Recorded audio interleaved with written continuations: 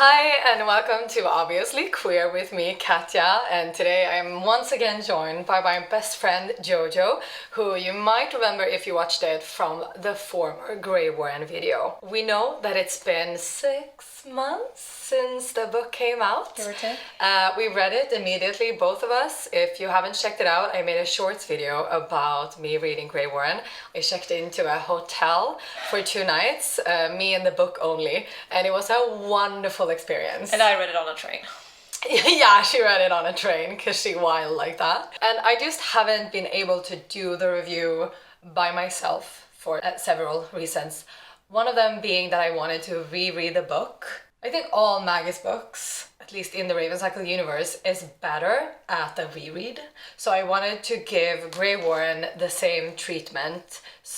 And I wasn't ready to reread it immediately after because I had a lot of emotional feelings about it. I'm here for moral support, but full disclaimer, I've only read the book once, 6 months ago, and I have a wee case of book amnesia where I forget everything I read the second I put down the book. So, we'll see what I can contribute with, but yeah, I'm happy to be here. Yeah, so the last video that we made about Greywaren was hopes and expectations. And we literally called so many things. Yeah, we did. To the extent that we ruined our own experience. Yeah. Yeah. Because I wouldn't say that it's a predictable series. No. So I was surprised by how many things we predicted. Yeah. So that was fun. But it was also a bit boring because I wasn't surprised by a lot of things in the book. No. But the experience was more like, oh yeah, check. But then, of course, it was an enjoyable experience. For sure. And I thought that we would start this video by doing a top 3 favorite scenes from the Greywaren. Yeah. Place number 3. I'm putting the Carmen Hennessy hookup. Okay.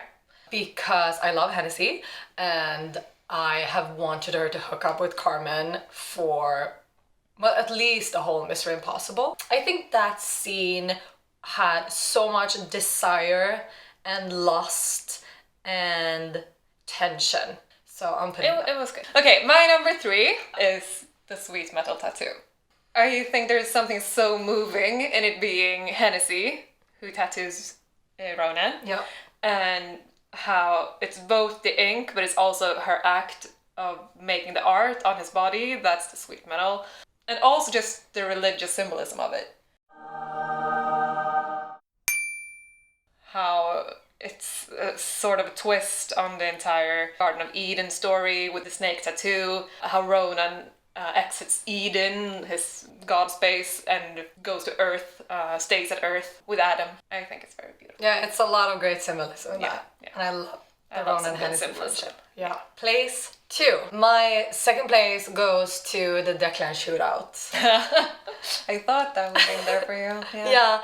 I was shocked by it, so that was a great experience for me reading this book. Honestly, I just love that for him. And it suits him. It's like, because he's been waiting for that moment his entire life when he will be the one left alone. There are some issues with that coping mechanism, obviously. Don't shoot anyone, guys. But it's like the grief is so large, and a grief that large, like it's really hard to portray that. And I like that his reaction is violence. Yeah, and it was a very un-Declan thing. Yeah, but also... He needed it. Exactly, it was something he needed. Yeah. My number 2, I'm not sure if this is allowed, but it's a chapter. Yeah, that's fine. It's chapter 12. That's when Adam has fetched... chainsaw. Yeah. Yeah. Brings chainsaw to Ronan, who's asleep in the cave thingy. Is it a cave? No, it's like a basement. Or like an abandoned... Yeah. Anyway, and then Adam proceeds to have a conversation with Ronan, who's passed out. And Ronan in his dream state thinks that it's somewhat akin to prayer. That Adam speaks without knowing if anyone listens. Yeah. And then also in that chapter, Adam cries a little, which is very great. Good for him. And then the chapter ends with Ronan in dream space saying Tom Quam, which Adam cannot hear. Yeah, then he turns around. And then Adam turns around and says, Alter Edom. Yeah, that is beautiful. That is so beautiful. Yeah. Okay. Number 1. Do you have any idea what this is? I have no idea what you're no. gonna say. Okay, I think this is a wild card, but my favorite scene in the entire trilogy is when Adam breaks up with Oh, that's true. That should have known. That was... I was thinking of putting that on my list, but Yeah. I chose chapter 12 instead. Yeah, well, that's a more hopeful chapter. I think that chapter, there's so many things about it that I love. Adam's ruthlessness, Ronan's grief, the whole flashbacks and symbolism with a watch being Ronan's love language, the whole build up with that brings him joy, and then Adam leaves it with him. I was in a state of chaos, but it's so well written and it's very in character for all three of them, like Declan's despise, or what to say, that's against amazing. Adam. And his last line, Yeah, if you need help, don't call me. I mean, I love Pinch Endgame forever, but this breakup was just so... It was like a knife. And I love angst. So my top one, Yeah. I'm a bit surprised at myself for choosing this as number one actually, but it's the fact that Neil decided to forget about Declan because it hurt too much. You really? Not because I think it's a beautiful scene, Oh. because I think it's fucking terrible. You also love angst. I love angst. But this is the scene that made several people be like, oh, I understand Neil now, and Yeah. he's redeemed. No, it's fucking not. That's That's like awful. that's the most cowardly thing ever. Yeah. It's terrible. It's a tragedy for Declan, and Yeah. it defines his entire childhood. And I think that's beautiful in a terrible way. It made me hate Neil even more. Yeah. And it made me love Declan even more. So that's my top one. We didn't say how we're gonna structure this video. We're gonna structure this video by theme? No, not really. We're gonna talk about the story overall, and then we're gonna talk about relationships overall, and then we're gonna end with a discussion about the epilogue. No, we're gonna also discuss Maggie's writing in this book, and then we're gonna end with the epilogue. So let's get into the discussion about the story. If anything, the story is about Greywaren. Yeah. I remember when the title was released, and we were like, of course. Yeah, I had a heart attack. I thought it was so good. Yeah. That everything was gonna come to Yeah. its conclusion. It just made sense that the last book would be Greywaren. As we said, we called so much about Ronan's origins, and a lot of people did, if we're being Yeah, honest. Like, yeah. everyone knew. Yeah, we were not the only ones. Yeah, no, absolutely not. Like, everyone said that Ronan was a dream and some kind of dream entity, Yeah, like Cape's godlike. water, godlike, yeah. Like, the revelation took so long, though, and I think that was a bit, like, for me, that was a bit unnecessary, since I already knew Yeah. what the answer to Yeah. Greywaren was going to be. Yeah. So I thought that we would get less build up to the revelation, because we all knew the revelation, and more of the effect of the revelation. I agree. I will also say, though, that something I was surprised by when reading this book was how long Ronan was unconscious. And I respect that. Yeah, it was a very brave choice. Yeah, for sure. It was cool that he was uncorporeal for most of the book. Brave choice. Yeah. I salute you. The whole Greywaren identity thing, I think it's so good. Ronan being Catholic, raised Catholic, or since book 1, 10 years ago, he's been asking the questions, what am I? What am I? And it's just been building up how large of a creature or like entity that he is. And then when we get there, it's such a short time that he knows that. And I think there are scenes that has potential to be as effectful as the Dream Thieves I don't hate myself scene. I think that's like a problem with final books, because there are only so many ways they can go, because they need to address certain things and they need to end up certain places. Yeah. And I think that is sort of a symptom of Maggie being really good at foreshadowing and being really good at setting up a story in a way that almost makes it inevitable, certain things. But regarding Greywaren as a storyline, I can't really say that I'm like disappointed or impressed by it, because it was what I expected, but a little bit less. Yeah, sums it up. And I mean, because there's so many things, like his whole wonderful monologue in Mr. Impossible about what would happen to him and Adam in the afterlife. Imagine the identity crisis that Ronan will not get to the afterlife because he will just return to the void of his god form. But maybe Adam can join him there. Yeah, I in guess. Their cloud of love. And I'm not expecting like answers to everything. No. I would have. But it would be interesting to raise the questions.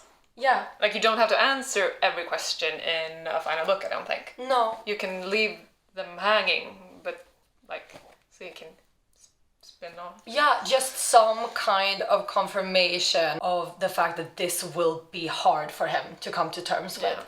He will always be a god in human form compared to his human peers and his human boyfriend or husband. How will that be for him, especially with the identity crisis, the spirituality, his strong need of a god? And Hennessy says at one point, who will he pray to now or something? And that's a really powerful line because it's like, this is the core that I want to have. But also the chapter I was referring to before when Adam was like praying to Ronan. That's like true. Ronan is the god now. Yeah. But what do Ronan feel about it? We don't know. What did you think about the more Nile background chapters? The thing is, I don't really like backstory too much in books. I think they usually like disrupt the flow of the story in a way that can be good, and I know that Maggie has spoken about this in her writing seminar and such, but it slows the story down. So like structure-wise, I don't really know. Mostly addressed the questions we had. Also there's some religious symbolism that I enjoy with like Neil and Moore and the god birthing himself into being, very Jesus-y. Always enjoy a good analogy. Yeah, what did you think? I thought it was a necessary means to an end. Yeah, that's a good way to put it. Yeah, I did not enjoy Moore's character arc. No. The whole I did not enjoy her as a character at all. No, I did not, and that was a disappointment because I think that she had potential. I like Niall as a trophy husband. Niall's redemption arc, like you talked about with the forgetting of Declan's birthing scene, it's like, okay, so now we know that he loved him. That doesn't excuse the fact that he was a shitty father. We now know that in many ways he had good intentions. That doesn't mean that the consequences were good. Like, he traumatized both of his children. How could he think that it was a good idea to not talk about the dreaming with any of them? I understand that he didn't want to say that Ronan was a god and that he wanted to make him as human as possible, but there are so many choices that are so stupid. There is a great Tumblr post, I showed it to you. It says like, one overall problem in Greywaren is that it says that if the intention is good, then you are forgiven. And this applies to both Niall and Declan, but also to Declan and Matthew, which we will talk about later. Niall's redemption arc as a story arc, for me, it doesn't work at all. It's a lot like Snape's storyline, which we said also in our expectations, hopes, and also, as I said in my top 3, I came out of this book thinking Niall was a worse person. Yeah. I hated him more after this book. Yeah. And I know for a fact, because I've discussed this with friends who read the book, that they didn't feel this way. Yeah. I can't. No, I I like that scene as your top pick because it shows the complexity of Niall's abuse against his children. Yeah. But the fact is that this book doesn't clearly take the stand that he did traumatize his children in a way that was very conscious. He put Greywaren into form. He was scared to shit what that would do if Ronan came into the wrong hands, and then we know for a fact that he went around black market and talking about owning the Greywaren. I hate him. He is the god of okay, words. So he like, was mate, fuck off. So he was a terrible father. He didn't care about Ronan, because otherwise what is the explanation for him doing that? Yeah. So the Niall redemption arc for me doesn't work at all. No. And Moore being a psychopath. That's also too easy. Yeah. It's just an easy cop-out to make her a psychopath, because then you don't have to like worry about her motivation or anything. Okay, so another feels like we're just whatever trashing this book at this point. I just want to say, and I'm going to say this several times Yeah. in the video, if anyone is watching this whole video throughout, that Doubt it. we are giving a lot of critique to the book.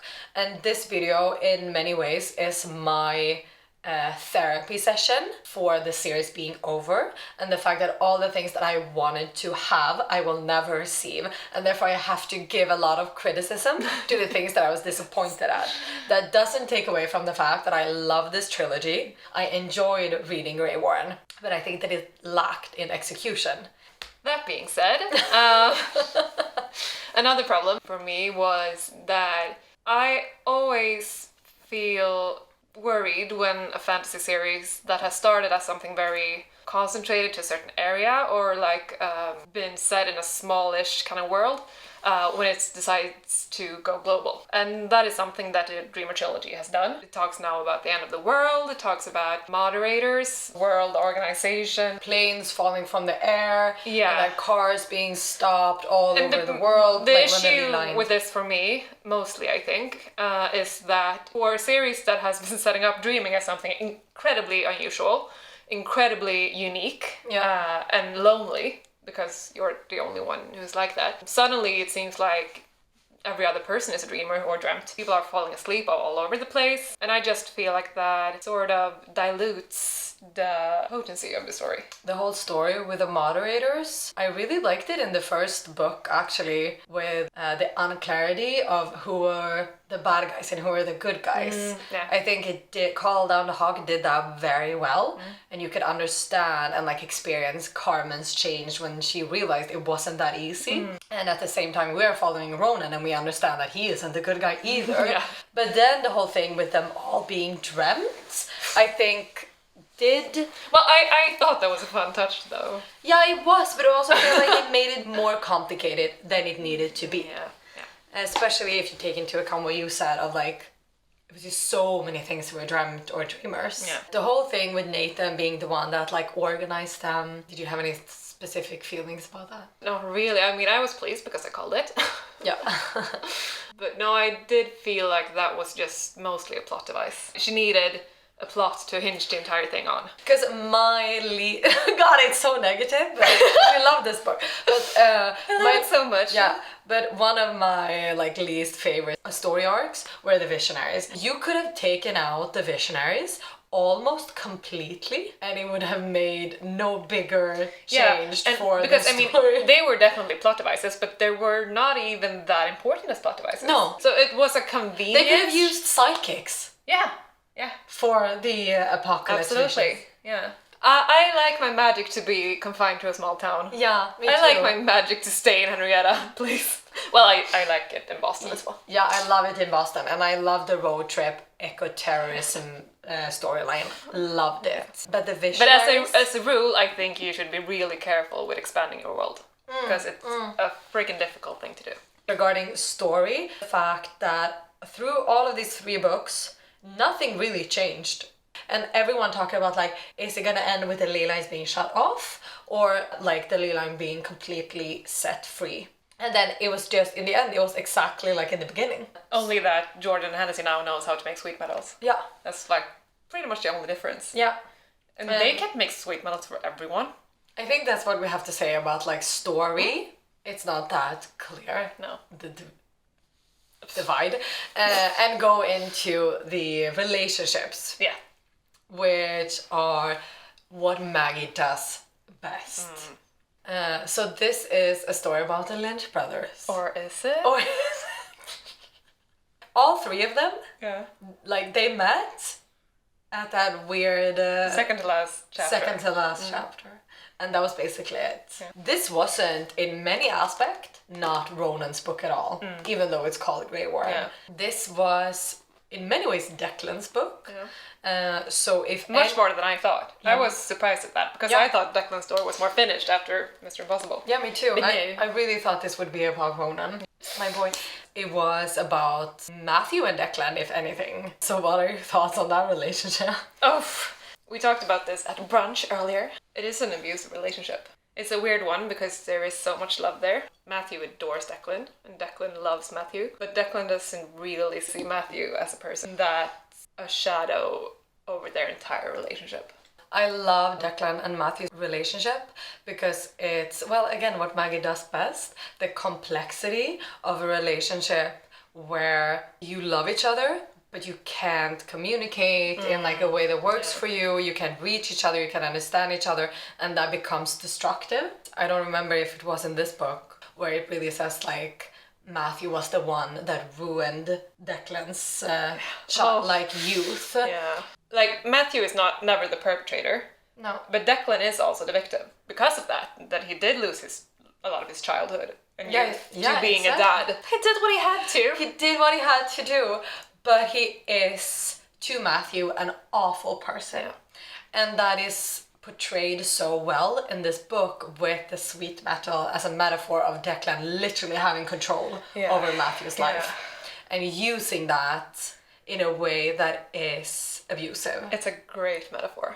And what I thought was missing, unfortunately, in this book is the natural resolution, which is that Declan understands that he has abused Matthew, and in some way, it doesn't have to be verbally, like on page, but some kind of act of forgiveness. That was another great Tumblr post that I saw that said like, the fact that Declan forgives his dad this quickly for having good intentions is exactly why Declan can do the same with his actions towards Matthew. I love their storyline until the very, very end, because I thought that it was extremely necessary for Declan's character growth and Matthew's growth that they acknowledge the fact that Declan had never treated him as a human with self-agency. Yeah, I would say that Matthew Declan is one of the most interesting character dynamics, if not Jordan Hennessy is at the top. Yeah. I think they might be, actually. Yeah. It's so great, the entire thing with like having a part of yourself outside of yourself and seeing that part evolve into something else. And that Jordan is Hennessy without trauma. There's so much to unpack there, and I don't think we have the time to do it. If you haven't seen our last video, we do talk a lot about the Jordan Hennessy dynamic in that one. It's beautiful. It's absolutely wonderful. And they have some good scenes in this one. One scene that I love with them is when Hennessy is at Boudica and he's Jordan. trying to sell her thing, and then Jordan Hennessy sees Jordan through the window and Hennessy's like and then they meet up and Hennessy is so self-destructive all the time. It's both the self-hatred part of it. Jordan is a part of Hennessy's self, but also the best friend story there, and how Hennessy is terrified to ask for love, so the only way she knows how is to be destructive and run away and have Jordan come after her. I love Hennessy. She is absolutely one of my favorite characters in literature ever, because I love a self-destructive bitch. Like, her coping mechanisms are the absolute worst. The alcohol, the drugs, the scene where she's jumping off of height. Yeah, like the scene when she like just sits outside like smoking 2 cigarettes at the same time, kisses that bodyguard, unprovocative, and so her whole interaction with other people are also so well written. Hennessy Ronan is such a wonderful relationship and a love story in so many ways of like finding a soulmate and seeing yourself and your worst sides in someone else, but platonic, and that kind of complex, worked through love story that Ronan Hennessy is so rare in platonic relationships. I want to see more like deep ass platonic love stories. Yeah, 10 points overall to the character art of Hennessy and her entire relationship with Ronan and her saving Ronan. But also her relationship with Carmen. Like, I'm not gonna go too much into it because I did it in the top 3, but I have missed in YA female characters that are so raw and, well, self-destructive. Once again, I love that for me. And her relationship with Carmen, I said it before this book, they make so much sense. Yeah. They had great chemistry. Yeah. And it's rare to see female characters with chemistry. Yeah, that are only based on desire. Yeah. That kind of love-hate, like, I can't stand you, but I would love for you to fuck me. Liliana straight up dying after they kissed. That was my favorite part. That is so wild. And that just once again proves She's like, okay, bye. like, Liliana wasn't necessary at all. It's so strange that Carmen had like one love story in Mr. Impossible that no one cared about because it was so uninteresting. And then she had a great love story in Greywaren. She compares the kiss with Hennessy to the kiss with Liliana and basically says that the kiss with Liliana fucking sucked. And then, of course, we have Pinch. We have one point that we were going to end the relationship discussion with, and I think I'm just going to go directly into that one. You go, girl. And that is the lack of communication between characters. No one talks. No one talks their problems out. And that isn't necessary in like all YA, but I know that Maggie does that so well. A fight or a heart-to-heart conversation, she does it so well. And then in this book, at several occasions, with all the important relationships and all the issues that they had, like Ronan and Adam have had so many great breakup scenes throughout this trilogy. Yeah. So many heart-wrecking, sad, like absolutely devastating scenes of them not working out together. All of that build up and problems. And then they meet in Dreamspace. It's a beautiful scene, but it literally says they didn't speak, but they didn't have to. Audible words were redundant when their thoughts were tangled together as one. Words. Which is such...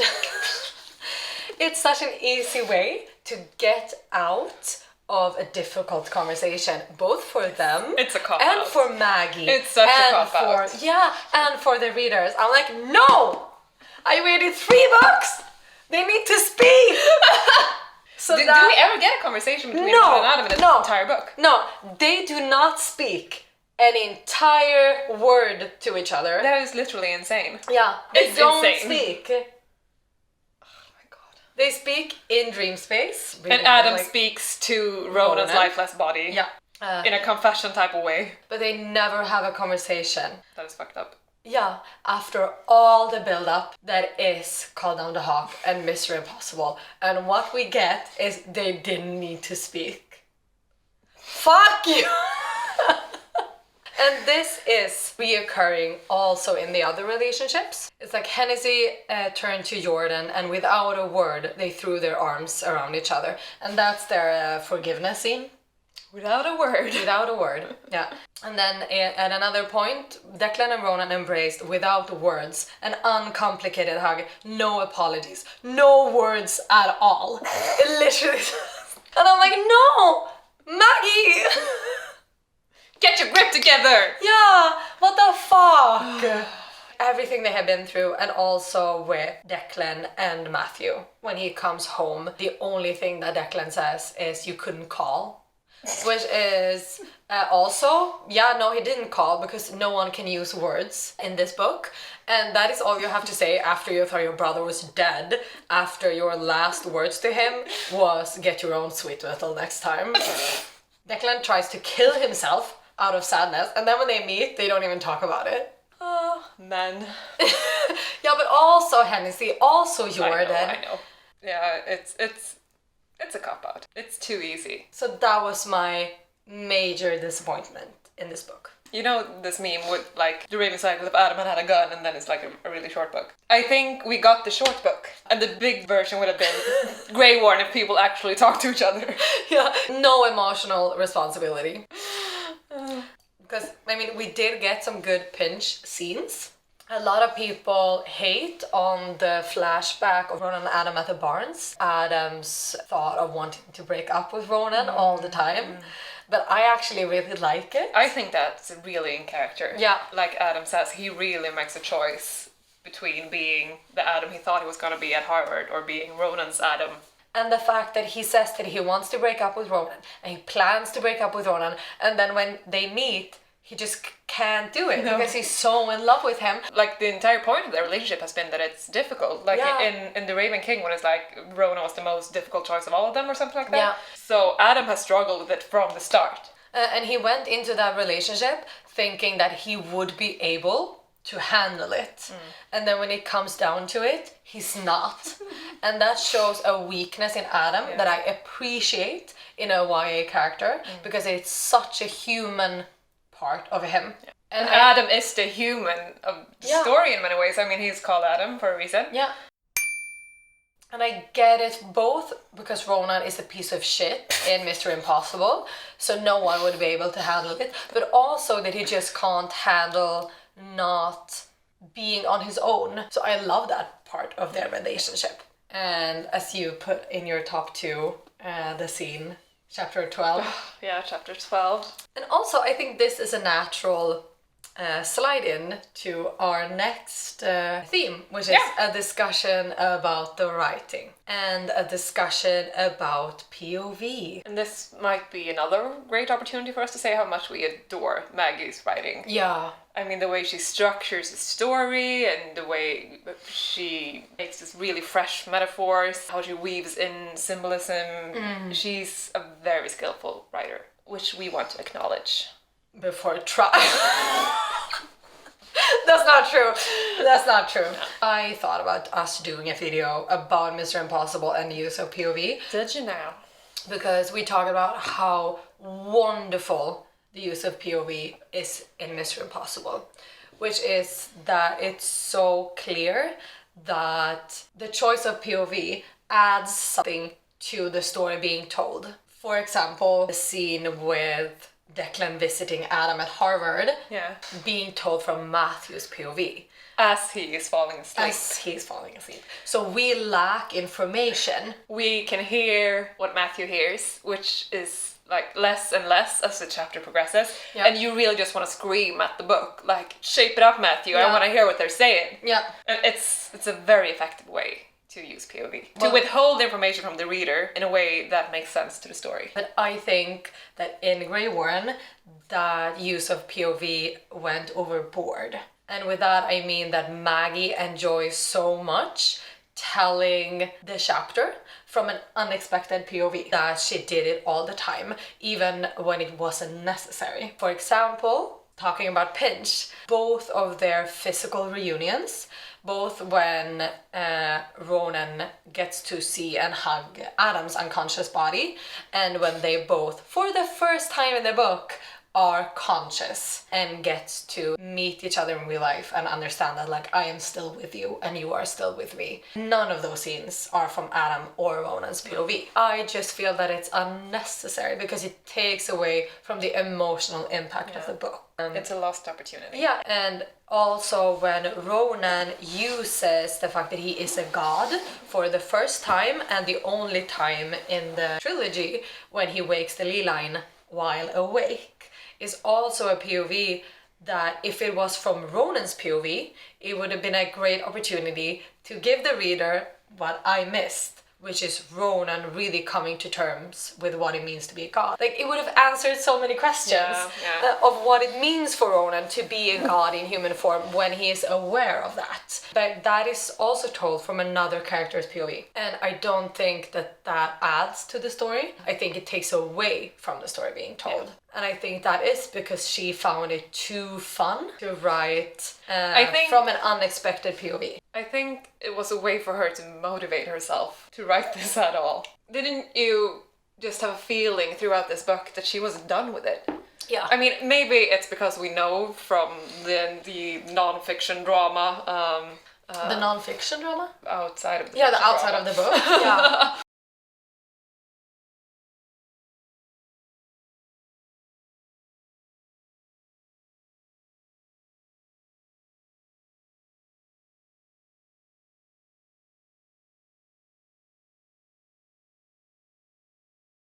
But I just felt throughout the book that there was no enthusiasm there. Her heart was not in it. And I mean, she did do some interesting things in terms of writing in this book. Adam's thesis, where he, in a very Adam way, like, laid out his feelings in such a distant way.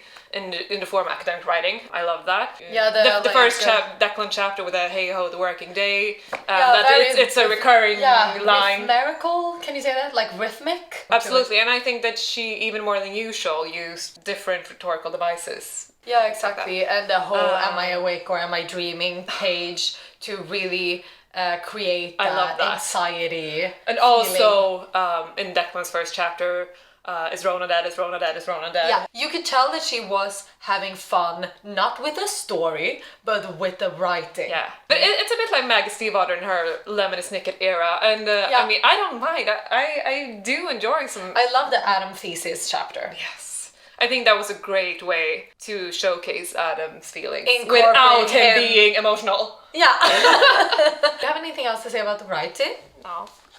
Yeah, I said the second to last chapter because that was such an extremely easy way to resolve things that wasn't resolved yet. So rushed. So rushed. But the thing I do appreciate about that chapter is that it's, again, a device, but it's a throwback to the first chapter in the Bible with God creating the world in 7 days. But overall, that chapter, a real disappointment for me. We talked about how this is really Declan's book. Yeah. Apart from the prologue and the epilogue, the first and the last chapter are Declan POV. Yeah, that's true. So yeah, this is Declan's book. This is Declan's book in so many ways. And also, the epilogue is very Declan-centered. I'm just gonna say as a starter that it is Declan's wedding.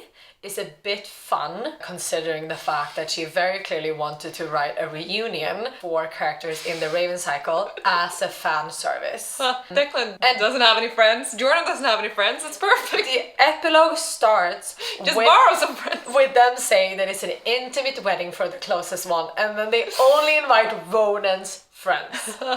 And here I also can't help but to feel that since I feel that this chapter is fan service and fan service only. She put this chapter out so that like people got their pinch and no one could be upset with her. She could have just made it Adam and Rona's wedding. Because why are Adam and Rona's friends and only their friends at Jordan and Declan's intimate wedding? It's so clearly fan service, and therefore I just feel like, okay, but just make it Adam and Rona's wedding then. Yeah, I know. But it's funny because it's not only is it fan service, but it's also like a fan fuck you, because she just throws out little bits of info that we can't do anything with. No. It makes no sense. It's totally out of context. Like, I don't even know where to start with the epilogue. For start, I don't like epilogues at all. No.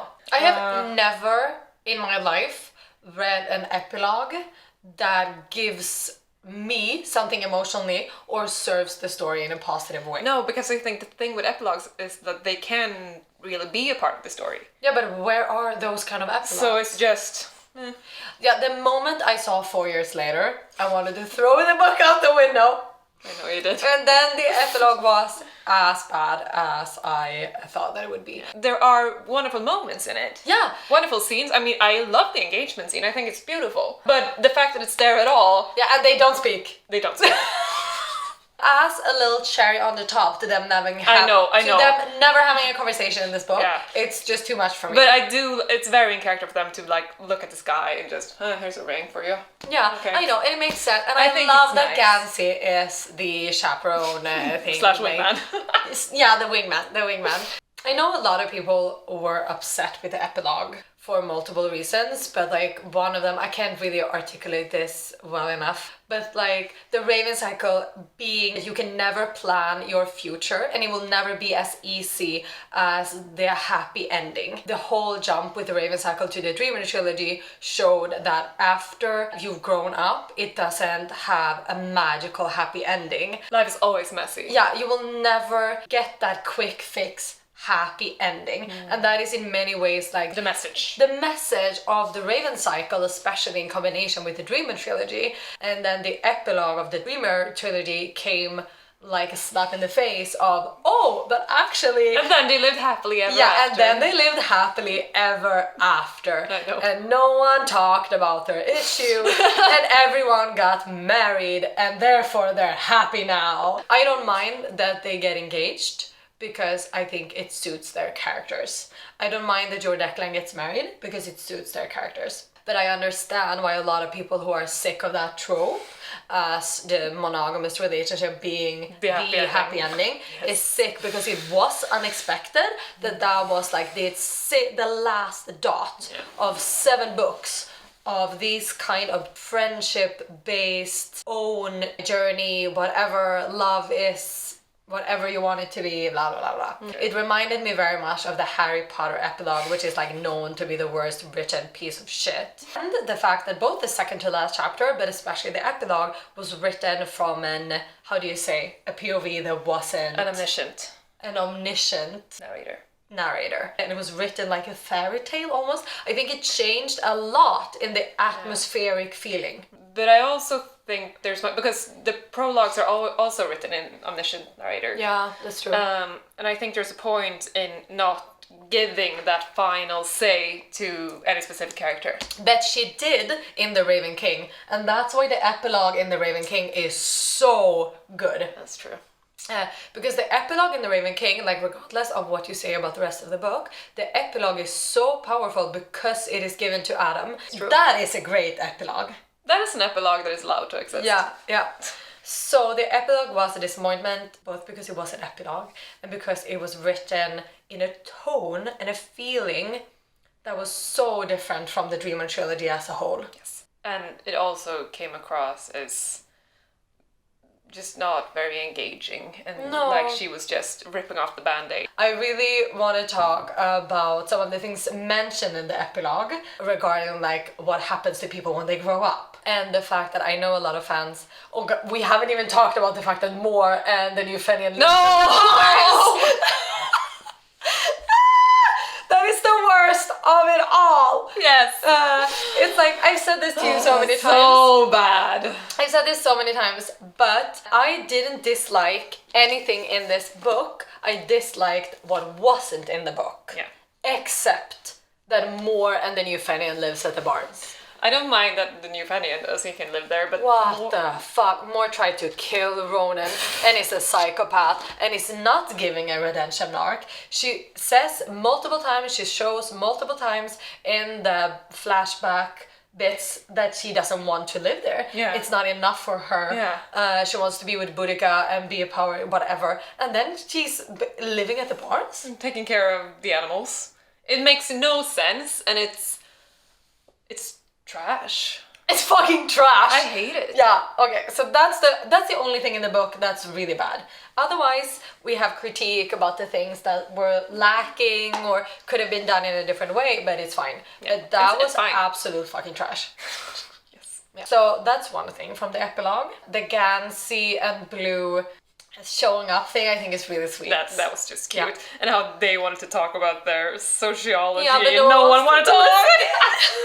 And then I want to say, because also I've seen a lot of people being annoyed with this, about Ronan and Adam's living situation and work situation, that I think it's very in character for them and also very healthy for them. Ronan has been locked in his own house. That's never, like, he loves the barns, but he also loves the barn because that is literally his whole world. Adam has always wanted more than the barns. Yeah. So them ending up being endgame engaged at the barns at age 23, 24 would not be good for them. Them thriving, traveling, being like obviously a really strong couple, but not having a home base. Is great for them. I think so too. That doesn't mean that they're not gonna have a house together when they grow old. Like that's really important to. Or not even old, like our age. Yeah, I mean they're really young. They're so young, and they've been through so much trauma. They're just gonna settle down at the countryside. Like they're not ready for that. Well, on the other hand, they don't have to settle down just because they get engaged. No, but I mean, if they moved in at the barns, yes, that would have been settling down. Will they move in with more? No, because they're not. Maybe they won't move into the barns at all, and I think that's really healthy for the both of them. Yeah, keep on using Adam's corporate card. Yeah, I think that, if anything, proves that this epilogue might be something else than just a happy ending dot, because they don't even live together, which is usually otherwise like the happy monogamous ending. I don't think I said this in the Greywaren expectation videos, but I actually did call Adam being handpicked out of college by the government.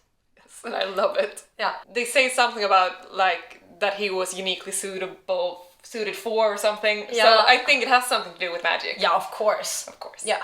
So it's like, because I know people are pissed because Adam's character arc was him, you know, letting go of that fixed idea of him as a successful, professional, rich businessman, and then the epilogue shows him being that. Yeah, and that but people also, have a problem with that. I don't have a problem with that at No, all. me neither. Because it's in a way that is uniquely suited to him. And like, okay, there are a lot of things that I need to like work on for my personal growth. Does that mean that I'm not allowed to achieve the dreams? Like, you can have both. Like, yes. I really do think that you can have both. Yes. And okay, Adam did succeed in what he wanted to succeed in, and I think that's good for him. Yeah. I think he needed that power. Yeah, I don't think he would have been happy otherwise. He needed to be the breadwinner of the household to prove to himself that he could be able to do that. So I love this work for him. I love that he and Ronan are living separate lives, because that's also an ending you don't usually see in YA. And it's healthy. And it's healthy. Yeah, I think we're done. And I want to say thank you so much for being here with us. If you looked at this video, thank you for being here. Of course. I talked like 80% of the video. Yeah, and that's because I have forgotten about the book. Yeah, and you're here for my emotional support to talk about this book. I am. What did you think about the book? Please let us know, and I will see you around eventually.